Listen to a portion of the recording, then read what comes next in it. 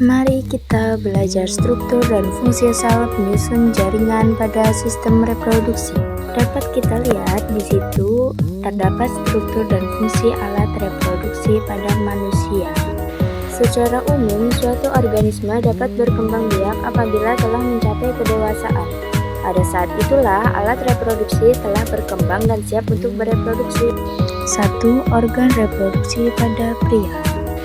Terdapat organ reproduksi bagian luar dan organ reproduksi bagian dalam. Untuk penjelasannya sebagai berikut.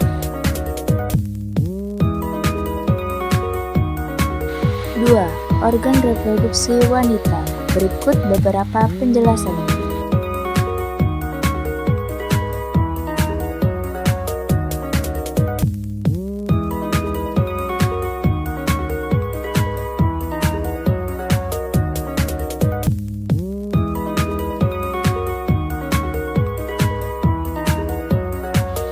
Satu, gametogenesis adalah proses pembentukan sel kelamin atau gamet. 2. Siklus menstruasi.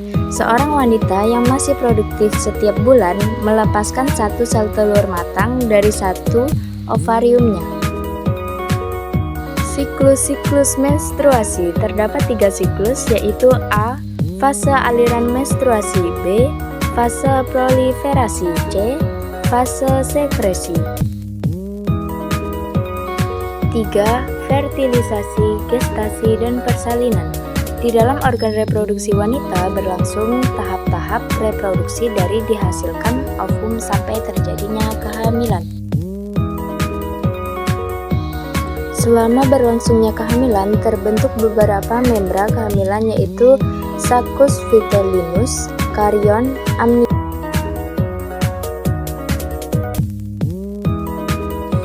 4. Laktasi. Setelah bayi terlahir, sepasang kelenjar payudara akan memproduksi susu yang disebut dengan laktasi.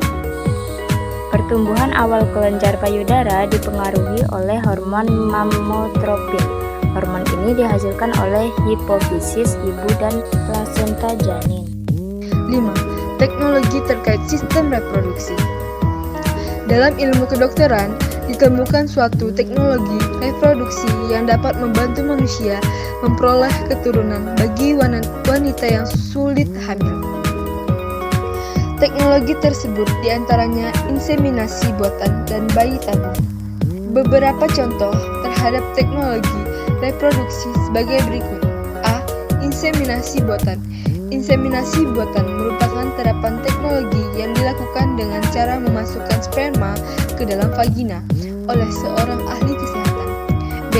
Intrastoplasmic sperm injection. Intrastoplasmic sperm injection merupakan terapan teknologi dengan metode dan prosedur yang lebih canggih dibandingkan inseminasi buatan. C. Bayi tabung. Bayi tabung merupakan terapan teknologi biasa dilakukan terhadap perempuan atau istri yang sel telurnya tidak dapat turun ke dalam oviduk. D.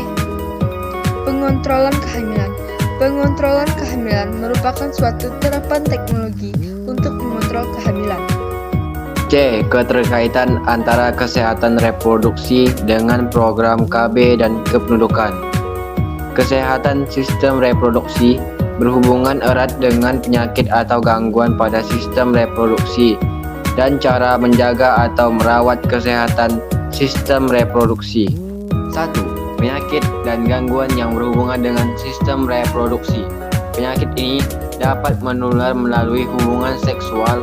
Oleh karena itu, penyakit tersebut sering disebut PMS atau penyakit menular seksual. Beberapa jenis penyakit yang menyerang sistem reproduksi antara lain keputihan, uretritis, prostatitis, epididymitis, gonore, sifilis, herpes genitalis, kutil ayam, dan trichomoniasis vaginalis. 2. Merawat dan menjaga kesehatan sistem reproduksi. Kesehatan sistem reproduksi berhubungan dengan fungsi dan proses yang terjadi dalam sistem reproduksi. Berikut 5 cara menjaga sistem reproduksi. A. Membersihkan alat kelamin luar menggunakan air bersih.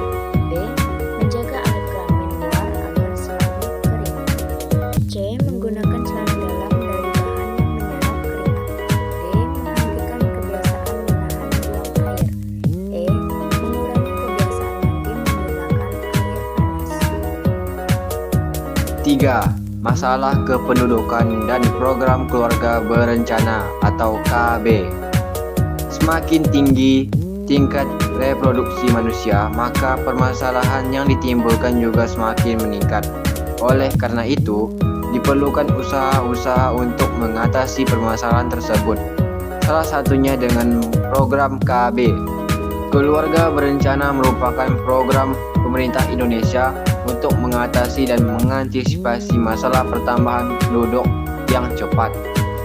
Pencegahan kehamilan dapat dilakukan dengan menggunakan alat-alat kontrasepsi.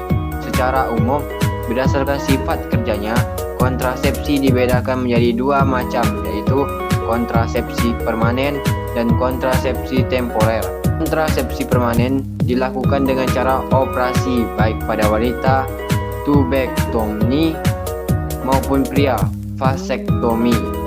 Kontrasepsi temporer dilakukan dengan alat bantu atau tanpa alat bantu. Kontrasepsi dengan alat bantu banyak ragamnya, yaitu intrauterin device atau IUD atau spiral, pil kontrasepsi, obat suntik, kondom, dan diafragma. Saya Ladia Wahyuni bersama rekan-rekan teman kelompok saya yaitu Ananda Eva Eptiani, Doris Timothy, dan Elsya. Sekian penjelasan materi dari kami. Apabila ada salah kata atau kurang kata, kami minta maaf. Terima kasih.